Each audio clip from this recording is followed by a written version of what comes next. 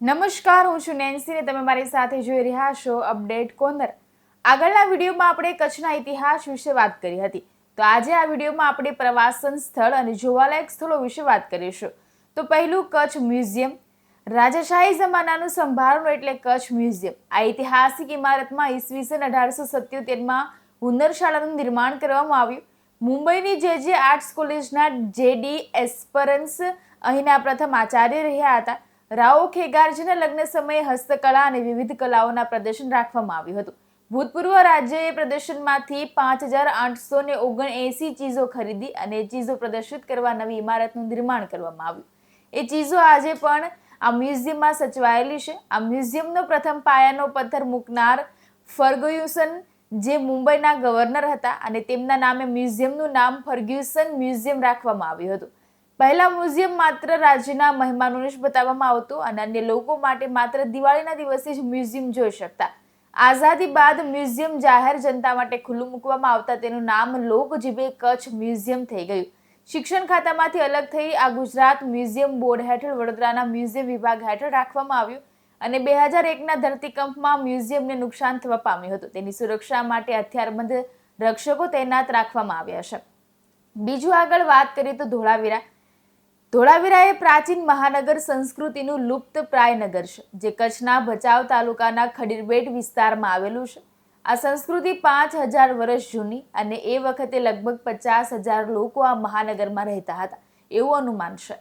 આખું નગર, પાણીની વ્યવસ્થા, રાજમહેલ કે પ્રાંતના મહેલની રચના, લોકોની રહેણી કહેણી વગેરે જોવા જેવું છે. સ્થાનિક લોકો ધોળાવીરાને કોટડો કે કોટડા ટીંબા તરીકે પણ ઓળખે છે.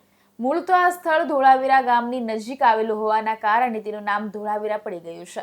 1969 થી 68ના અરસામાં ભારતીય પુરાતત્વવિદ જગતપતિ જોશીએ આ સ્થળની મુલાકાત લઈ પ્રથમ વખત તેની માહિતી જાહેર કરી હતી. મોહેંજો-દડો અને હડપ્પામાં કાચી પાકી ઈંટો દ્વારા બાંધકામ કરવામાં આવેલું છે અને આ નગરમાં મોતી બનાવવાનું મોટું કારખાનું મળી આવ્યું છે. અહીંથી પ્રાપ્ત થયેલા અવશેષોમાં તાંબુ ગાળવાની ભઠ્ઠીઓ પણ મળી આવી હતી. આગળ જો આપણે વાત કરીએ તો કચ્છ રણ વન્યજીવન અભયારણ્ય.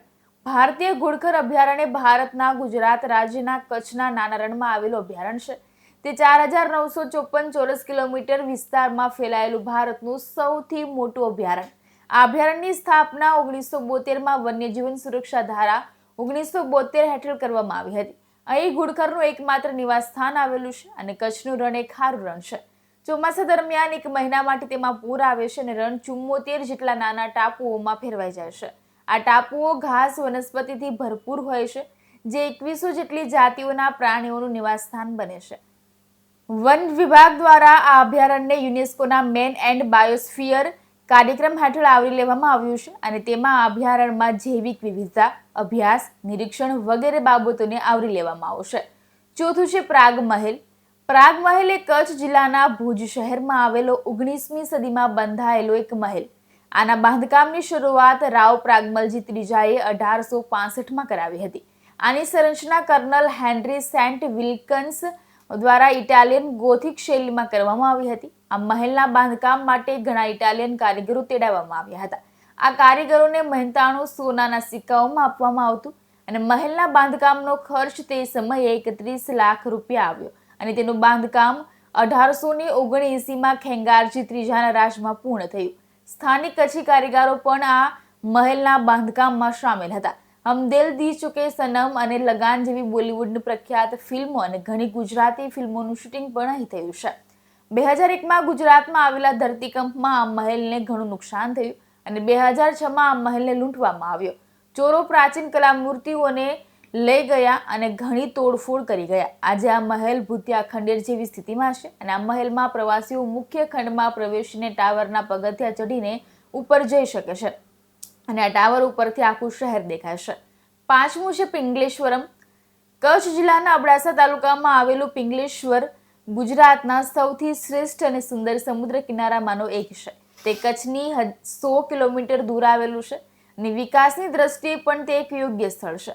કચ્છનું હબ ગણાતા પિંગલેશ્વરમમાં લોકોને આકર્ષવા માટે સરકાર દ્વારા વિવિધ પ્રકારની ફેસિલિટી જેમ કે ડ્રિંક્સ, સર્ફ, સનબાથ વગેરે ઊભું કરાયેલું છે. બીચનો આનંદ માણવા આવેલા લોકોને કોઈ સમસ્યાનો સામનો ના કરવો પડે તે માટે ત્યાં motel, hotel, restaurant, cafeterias, tent caravan facility ઊભી કરવાની યોજના પણ સરકારની છે.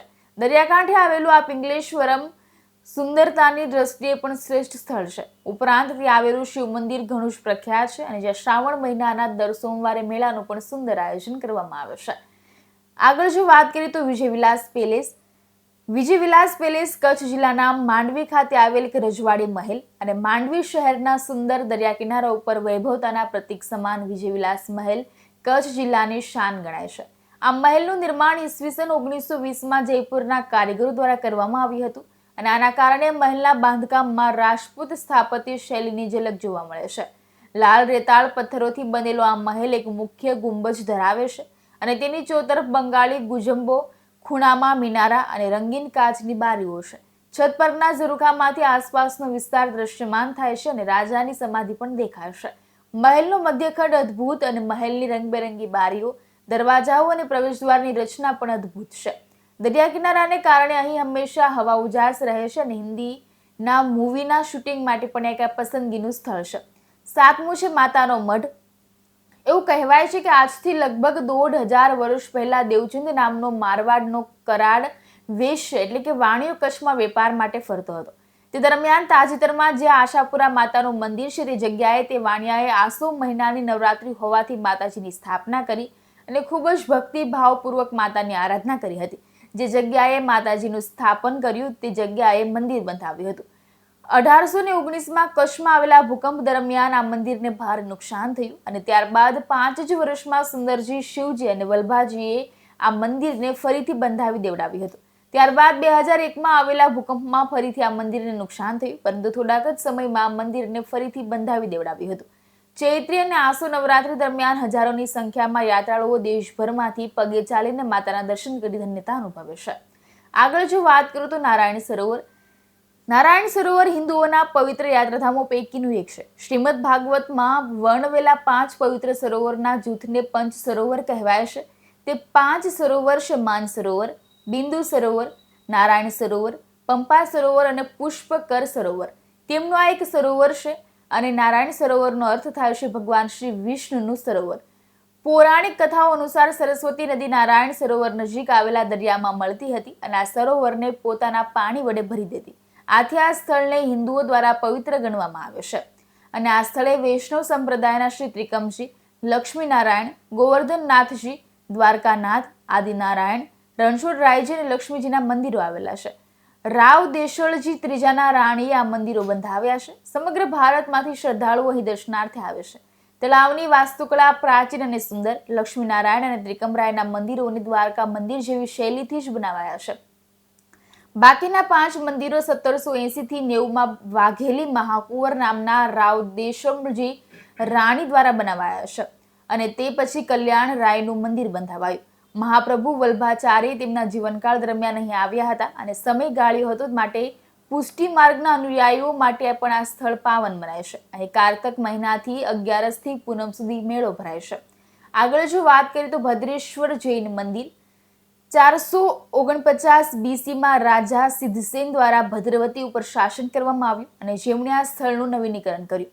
પાછળથી તેના પર સોલંકી શાસકો દ્વારા શાસન કરાતું હતું અને જે જૈનો હતા અને તેઓએ આ નગરીનું નામ બદલીને ભદ્રેશ્વર કર્યું. 1315માં કચ્છમાં એક ભયંકર દુકાળ થયું, જેના પછી જૈન વેપારી અને પરોપકારીવાદી જગડુશા દ્વારા નગરનું પુનઃનિર્માણ કરવામાં આવ્યું. ભદ્રેશ્વર જૈન મંદિર ભારતના સૌથી જૂના જૈન મંદિરોમાંનું એક હોવાનું માનવામાં આવે છે. જો કે તે સમયાંતરે નવીનીકરણ કરવામાં અને પુનર્વિસન કરવામાં આવ્યું છે. ભદ્રવતીના રાજા સિદ્ધસેન દ્વારા મંદિરનું પુનઃનિર્માણ 449 BCમાં કરવામાં આવ્યું હતું. એવું કહેવાય છે કે દેવચંદ્ર નામના જૈન વ્યક્તિએ સદીઓ અગાઉ આ મંદિરનો પાયો નાખ્યો હતો. વર્ષ 1125માં શેઠ જગડુશા દ્વારા આ મંદિરનું મોટા પ્રમાણમાં નવીનીકરણ કરવામાં આવ્યું. ધરતીકંપો જેવા કુદરતી આપત્તિઓ અને કચ્છની હોનારતના ઇતિહાસના કારણે મંદિર ઘણીવાર નાશ પામ્યું. ઉલ્લેખ છે કે કચ્છના મિસ્ત્રીઓ, આર્કિટેક્ટ અને કારીગરો હતા દ્વારા 1819 અને 1844, 45 અને 1875ના ધરતીકંપો દરમિયાન મંદિરનું પુનઃનિર્માણ કર્યું હતું. આગળ વાત કરીએ તો કાળો ડુંગર. પચમાઈ પીર પર્વમાળામાં કાળો ડુંગર કચ્છનું સૌથી ઊંચું શિખર છે, જેની ઊંચાઈ 458 મીટર છે અને તે જિલ્લાના મુખ્ય શહેર ભુજથી 97 કિલોમીટર દૂર આવેલો છે. કાળો ડુંગર પર્વતોની ભૂસ્તર શાસ્ત્ર રચનાની રીતે કચ્છમાં સૌથી જૂનું છે અને જે 190 મિલિયન વર્ષોની વયના છે.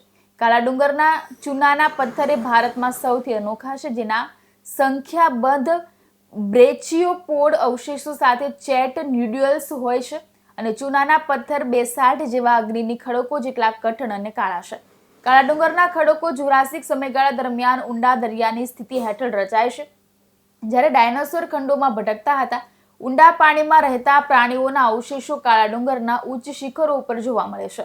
કાળો રંગીન કઠણ ચૂનાના પથ્થર ઉપર પડેલા ક્રીમ રંગીન ચૂનાના પથ્થરો અને શીપના ખડકો છે.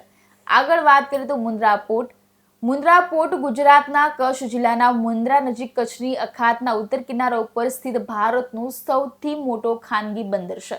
અગાઉ તે મુન્દ્રા પોર્ટ અને special economic zone limited APSEZ દ્વારા સંચાલિત હતું, જે અદાણી ગ્રુપની માલિકીની કંપની હતી, જેને પાછળથી તે અનેક પોર્ટ્સના સંચાલન માટે અદાણી પોર્ટ્સ અને સેઝ લિમિટેડમાં વિસ્તૃત કરવામાં આવ્યું હતું અને 2013-14માં મુન્દ્રા પોર્ટે 100 મિલિયન ટનનું કાર્ગો સંચાલન કર્યું હતું અને તે કાર્ગો હેન્ડલિંગ દ્વારા એક વર્ષમાં ભારતનું સૌથી મોટું બંદર અને માલ હેરફેરમાં પ્રવેશ બંદર બન્યું છે. આગળ વાત કરીએ તો બોતેર જિનાલય. બોતેર જિનાલય જે માંડવીથી 11 કિલોમીટર દૂર કોડાઈ ગામમાં આવેલ જૈનોનું આ ઘણું જ મોટું ધામ અને ખૂબ પ્રખ્યાત. તેમાં અનેક મુખ્ય મંદિર તથા ચારે બાજુ બીજા 72 મંદિર આવેલા છે. આ મંદિરોમાં મૂલનાયક આદેશ્વર દાદા અને બીજા જૈન તીર્થંકરોની મૂર્તિઓ છે. બધા જ મંદિરો આરસના છે. બહારથી બધા મંદિરોના શિખરો દેખાય છે. મંદિરોની ડિઝાઇન કરનારા નિષ્ણાંતો, બાંધકામ કરનારા અને વ્યવસ્થા તથા સંચાલન કરનારાઓની સૂઝબૂઝને કારણે દાદ જેવી ઘટે. જૈન સમાજે આવા મંદિરો ઘણી જગ્યાએ બાંધ્યા છે. આ મંદિરે ઘણી વિશાળ જગા રોકી છે. બોતેર જિનાલય ઉપરાંત બહારના ભાગમાં મોટું પ્રાંગણ, પાર્કિંગ, રહેવા માટેની સુવિધા, બાગ બગીચા, ભાતાઘર, આ બધું મળીને 80 એકરમાં ફેલાયેલ મોટું સંકુલ છે. આ સુંદર મંદિર મુન્દ્રા માંડવી રોડ ઉપર સ્થિત છે અને તે બોતેર જિનાલય અને આદેશ્વર બોતેર જિનલે મહાતીર્થ તરીકે પણ ઓળખાય છે. આવા જ પ્રવાસન સ્થળો અને જોવાલાયક સ્થળો વિશે અમારી ચેનલને લાઇક, શેર અને સબસ્ક્રાઇબ જરૂરથી કરજો.